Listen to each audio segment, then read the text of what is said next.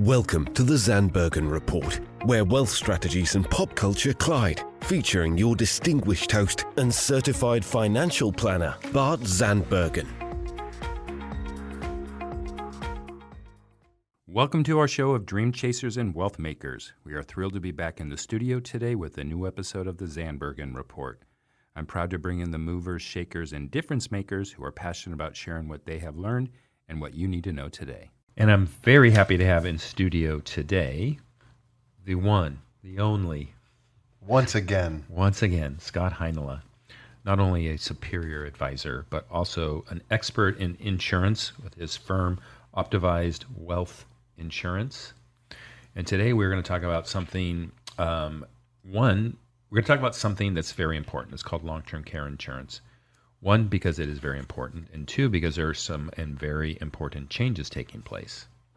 Would you say that's accurate, Scott? that is very accurate.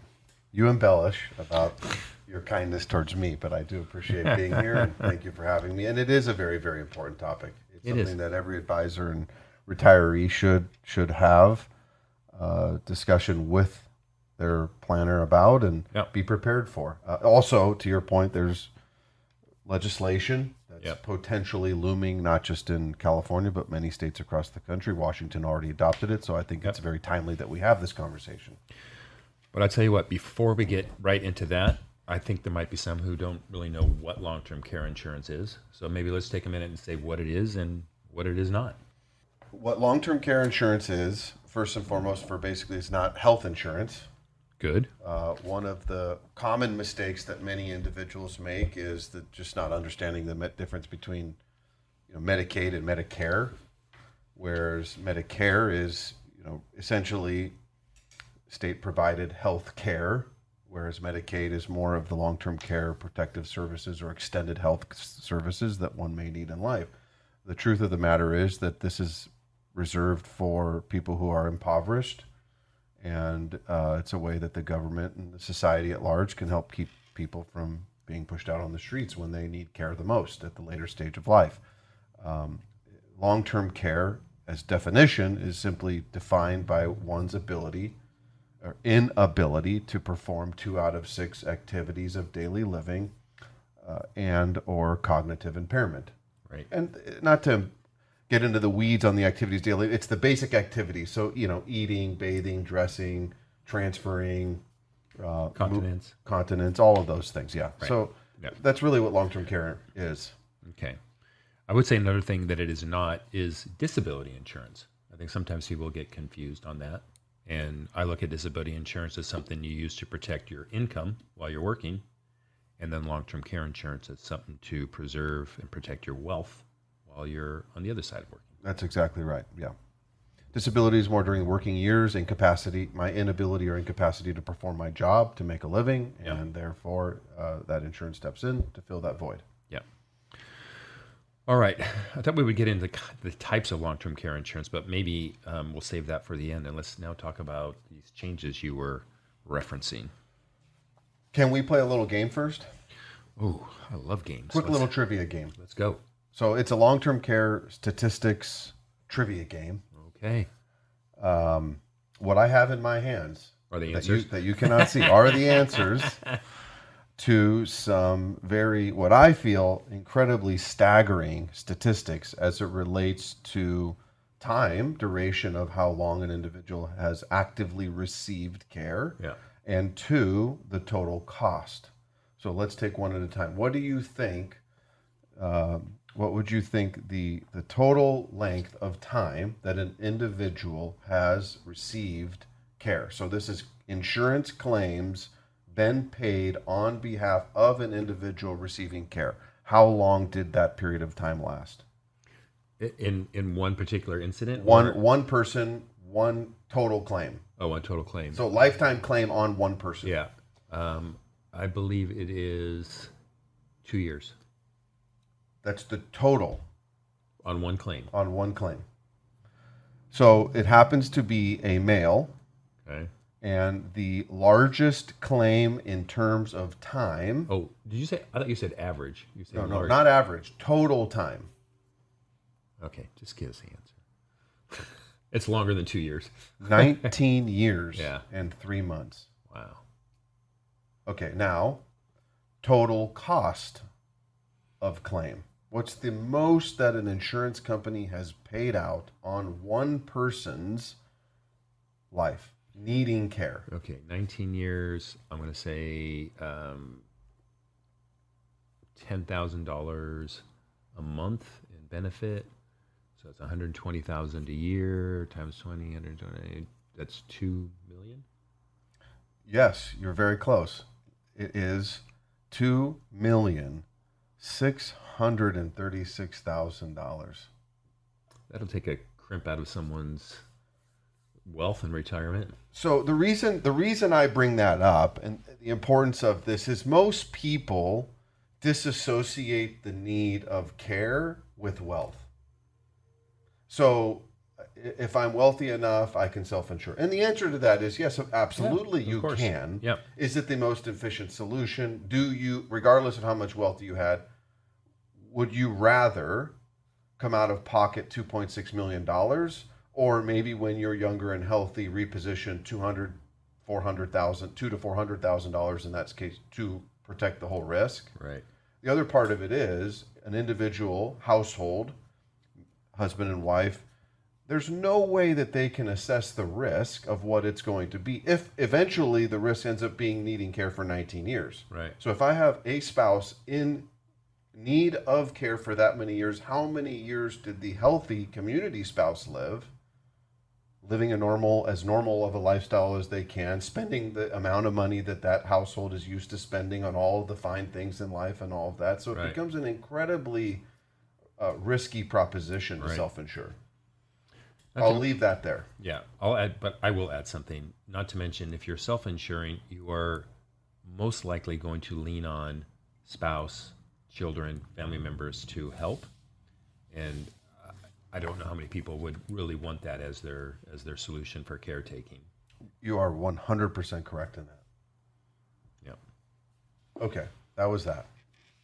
I think that was it's just a very important point of conversation to make and go through as you just conceptualize the big picture. Exactly. Okay, moving on. State mandates. What do you know about these state mandates? I know it's already happened in Washington. That's true. I know that the state mandated a particular amount of long-term care coverage. That's true. I know that there was an opt-in period. You're an expert.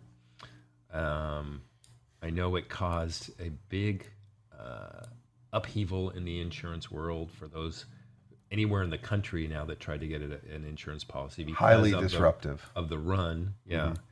That's about the limit of my knowledge. So all of what you stated is absolutely true. Let's just go in the Wayback Machine, talk a little about what happened in Washington and where we sit today. So, and this could be all looked up in wacaresfund.wa.gov/about. So this is where everybody can go and validate this information. But essentially what Washington State adopted was a state mandated long-term care program that was pretty inept in the benefits that it provided its citizens, and there was a payroll tax that was tied to this that had no phase out. So regardless of how little or how much I made in wages, there was a flat tax that was assessed. And so the higher income earners were obviously going to be, in fairness, most penalized for this type of tax and receive the least amount of benefit at the same time. Yeah. Was there a cap on that? Income cap? No, there was no income cap. That's one of the quote unquote look back, if we would have done this differently, how we would have, something we should have probably thought to do, right? So it's all reimbursement benefits. The maximum lifetime benefit in terms of long-term care benefits that I can receive is $36,500, which is, so it's $100 a day, $36,500. That's it. That's all I can receive in my lifetime for LTC. Is that adequate? No. Far from it. Up to a 45-day elimination period, no portability, and it's individual coverage. And it's reimbursement. It's reimbursement, yes, yes. So the payroll tax was 0.58% for all W-2 employees with no contribution cap. And so that became this opportunity, if you will. So consumers were saying, how do I avoid this tax? Well, the way you could avoid this tax was what Washington did was there was an opt-out window. And if they followed the guidelines and the rules to opt out, they had to basically purchase their own individual coverage that was qualifying. They go to a portal within the state, show proof of coverage, and now I no longer have to pay the tax.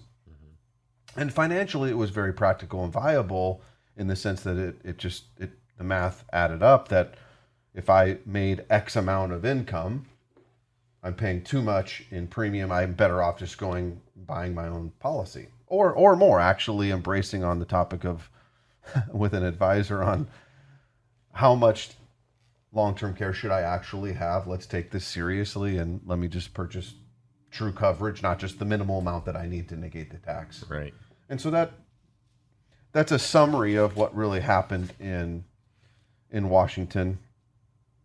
And now you fast forward to today, and you've got 19 states that are looking and doing their own due diligence and research and creating a task force in the case of California that are looking at adopting some form of state mandated long-term care in some capacity.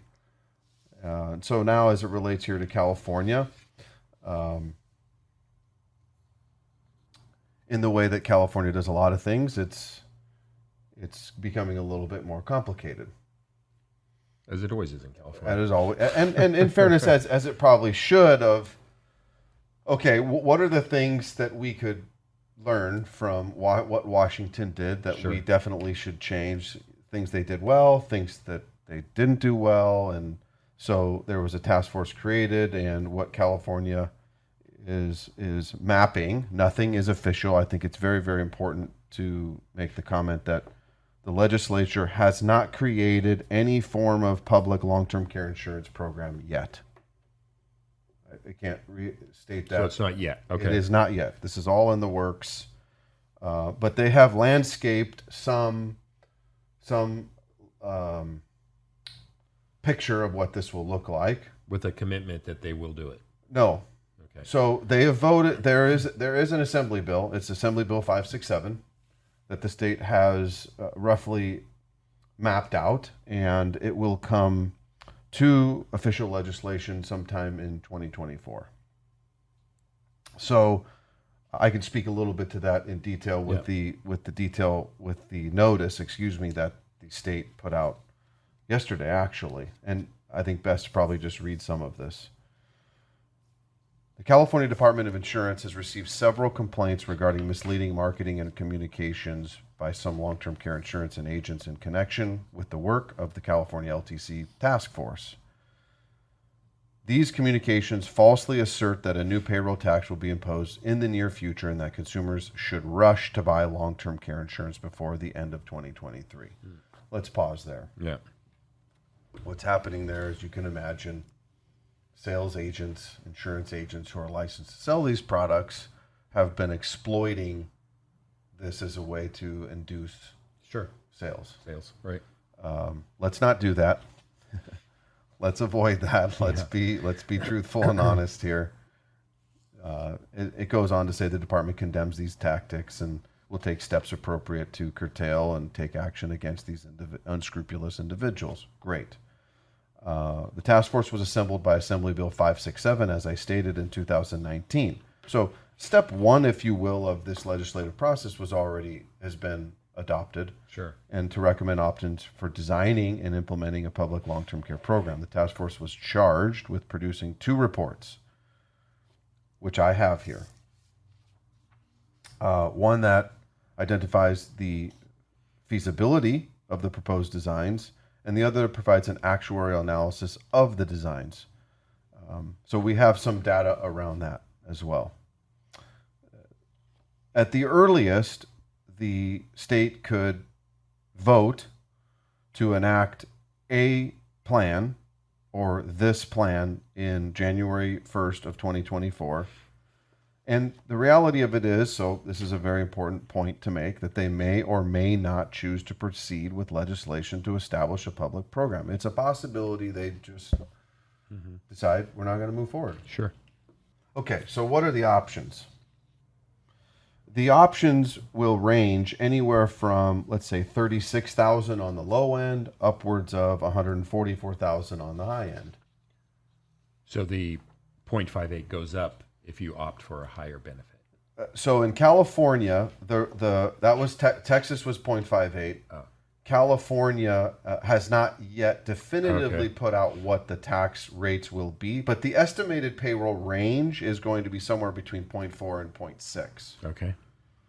And then based on your income, different design elements of the plans, how comprehensive, how prohibitive it's going to be, what the daily limits are going to be, is where you're going to kind of hone in on what option you choose.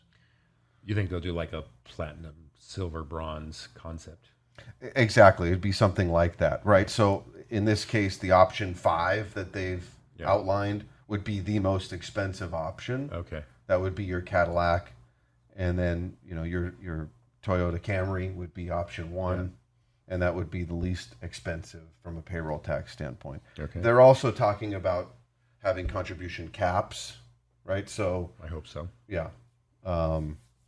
And so what's important about this, I think, for most people to understand is that, one, although not definitive, most likely this is something that is going to move forward in the state of California, something that the state has wanted for many years to provide their citizens for the benefit.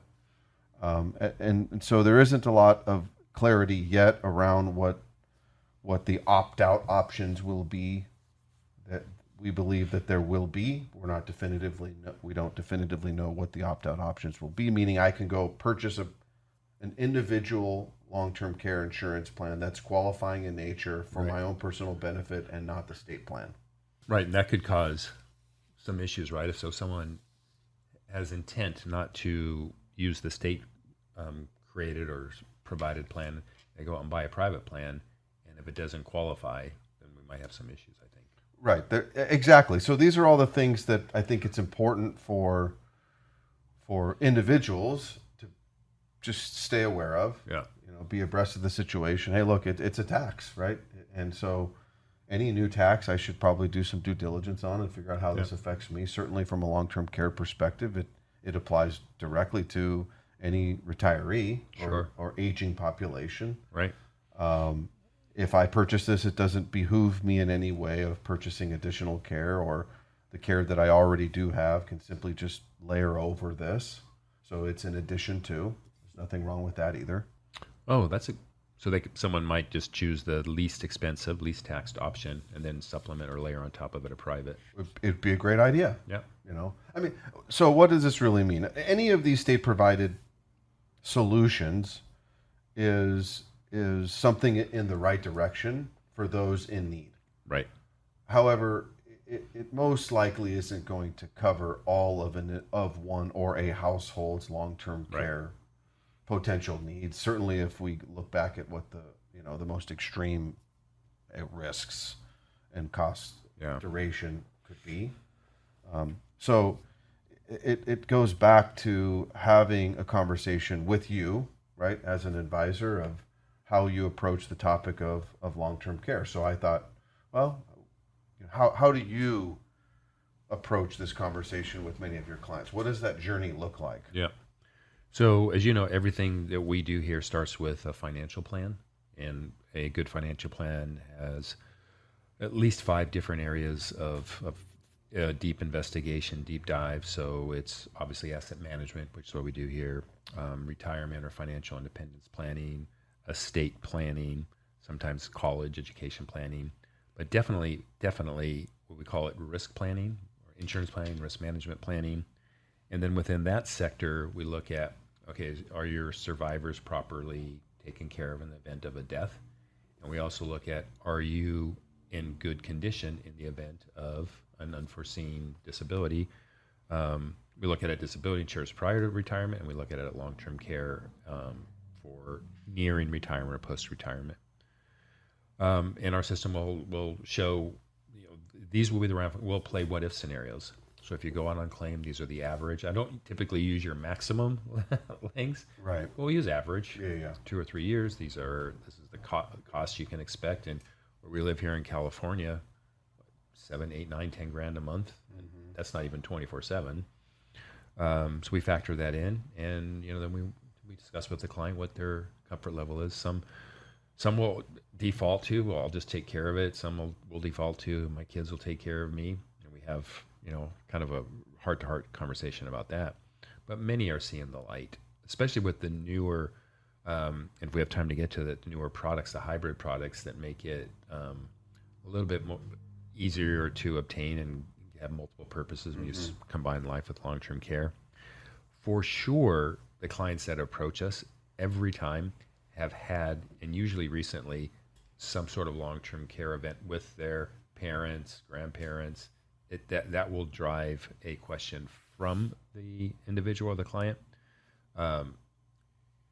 If not, very few people come unless they've just experienced a horrific event about that. And so typically, just so I understand that what you're saying is, in most cases, the client solicits insurance, long-term care insurance, when their parent has received some level of care, or someone near and dear to them. But most commonly, probably parent, right? So it's adult child who comes to you and says, you can't believe what we just went through. You can't believe the cost. You can't believe, this, that, and that. Let me ask you another question. I'm interested. In your career, has there been ebbs and flows of that? Or has it been more, no, just it's always pretty much been the same? Like risk and concern around the cost of long-term care. There's been an ebb and flow of that, or has it? That's a really good question. I think the awareness of it and the increased costs have had more impact on people being a little more interested and being a little more proactive about it. And my thought in that is, well, you have two things. One is, boomers are being put in that situation regularly, based on their now, because they're caught in the situation of taking care of their parents who are in need of care. So that whole just economical aspect of it. Two, I think because you have this incredible increase year over year of the rising cost of health care, which long-term care and the cost of that goes hand in hand. Of course. So people are spending more and more on a monthly basis for their health insurance. Cost of long-term care is also going up relatively greater than inflation. It's like, what do we do about this? Right. So what do you do? The oldest boomers right now are approaching 80, so it might not just be their parent. They're the ones needing care. The youngest boomers may be their parents, but the oldest, 1946 to 64. Which would be now then on to Gen X. Yeah. You youngsters, That's right, the youngsters. Okay, so what are the solutions? So we go to a very well-established, very helpful, very knowledgeable organization called Optimize Wealth Insurance, and they help us in our, given the circumstances. I'll speak to someone there, primarily Nick or yourself. Say, look, these are the circumstances that we're dealing with. And I like to always come back very high level to the client and show the different options. One being just pure long-term care insurance, which has been around the longest. Some of the newer options that we discussed that are more aligned with what I think are the better solutions are combining the long-term care with your life insurance, so that at the end, as you know, not at the end, from day one, there is a pool of money that can be used either in the event of a death or can be used for long-term care. And whatever is not used for long-term care it keeps the death benefit higher. If you happen to use some of the long-term care, it might reduce a little bit of your death benefit, but that's what that pool is for. And I find that to be more cost-effective. You know that the premiums are not going to increase like we've had experience with the straight long-term care. I've also recently, because of health conditions, used annuity platforms where an annuity can provide long-term care benefit and some growth, stable growth, not significant growth, stable growth, but provide more than what the annuity is valued at. Well said. Absolutely. The only thing I would add to that on the life insurance element of things is the two obvious benefits are if I need, which you stated, if I need care, i.e. the long-term care insurance, or if I pass away not using all the long-term care, there's still a residual benefit through life insurance to my beneficiaries. The third would potentially be some cash value. So I'm still living. I'm not needing care. Right. I need access to capital for whatever reason. Right. Typically, there'll be some form of a cash value that is available. That could be less. It could be the same. And hopefully, it's a little bit better. Right. But there's no guarantee of that. So Exactly right. what I like to say is with these, what we call hybrid plans or asset-based plans, whether they're on an annuity chassis or a life chassis, there's a 100% responsibility or obligation of the insurance company to pay out benefits in some capacity. Some capacity. Whether that be via the life insurance, preferably, or the intent is for long-term care insurance claims, or the residual cash value. And so, the other way we like to help individuals understand it or visualize it is you have a balance sheet. Everybody has their income and assets, right? Mm-hmm. And so what this is really a repositioning of either income, exposable, disposable income, and or assets, typically those that are going to be the lowest earning, safest, conservative assets in their ledger, right? Moving them over from one place to the other, and hopefully you continue to earn some interest, but you gain all these other benefits in addition to that and mitigate the risk. And speaking of that, so you're going to have to refresh my memory. We had a client that had a very low basis annuity that had matured, had a need for long-term care. So we're able to 1035 exchange, which means roll to the new long-term care based annuity with no tax, no penalty, and with the ability for the client to receive tax-free the benefit from what would have been a taxable annuity. Correct. Yes. So what that is, how we can do that is through the Pension Protection Act benefits that had specific language in it about the benefits for long-term care claims. And if it is a qualified long-term care claim that is being paid under 7702B section of the IRS code, then the benefits paid for that are fully tax-free for long-term care uses and purposes. Right. And so in your example, the really nice thing about that strategy from a tax-efficient standpoint is if I've got an old non-qualified annuity that has a very low basis and it has a considerable gain, the gain will be taxed as ordinary income. So if I start withdrawing from that for care or any need, then it's going to be less than the money that I withdrew relative to gross versus net after taxes. And so with what you described is simply stated, you can transfer tax-free via 1035 exchange from one annuity to new annuity with the added benefits of long-term care that if paid out via long-term care benefits, they're tax-free. So it's a very efficient and wise strategy. I like to say it's a beautiful thing. It's a beautiful thing. What should we be telling clients today about this, the new legislation on this? We know that we're not creating a rush to move. We know that it isn't for sure, but what would be a logical thing to do for someone who is interested in long-term care? Consult with their advisor, like Bart Zandbergen. That would be a good one. Simply don't be misled by unscrupulous sales practices and tactics that are going on out there. Long-term care planning is very important for retirees. As it relates to this legislation, Assembly Bill 567 is what it is. You can go to the state website, California state website, to look at what that information is, or just simply Google the words and news and information will come up. And for now, that's probably it. I mean, the next date is January 1, 2024, so that's when we'll really have something more definitive that we know what it will look like and how they're going to proceed. I think you owe me a follow-up guest appearance when the new legislation comes to fruition, and we can discuss the moves from there. We can do that, and we'll probably bring on Nick, who's the best of The best. That's right, exactly. Right. All right. Anything else you think we should cover here? That is it. Thank you. All right. Thank you for having me. Till next time. Cheers. Till next time. Thanks for popping in. Thanks for everyone who has tuned in. We look forward to being in studio again next week. Cheers. Tune in next week for the latest edition of the Zandbergen Report, Tuesdays at 2 p.m. Catch up on our recent shows by visiting podcast.bartzandbergen.com.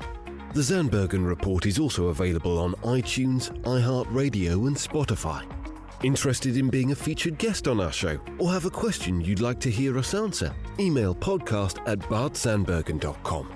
The contents of this podcast episode do not constitute an offer of securities or a solicitation of an offer to buy securities and may not be relied upon in making an investment decision related to any investment offering Access Wealth Management LLC, an SEC-registered investment advisor. Access does not warrant the accuracy or completeness of the information contained herein. Opinions are our current opinions and are subject to change without notice. Prices, quotes, rates are subject to change without notice. Generally, investments are not FDIC insured, not bank guaranteed, and may lose value.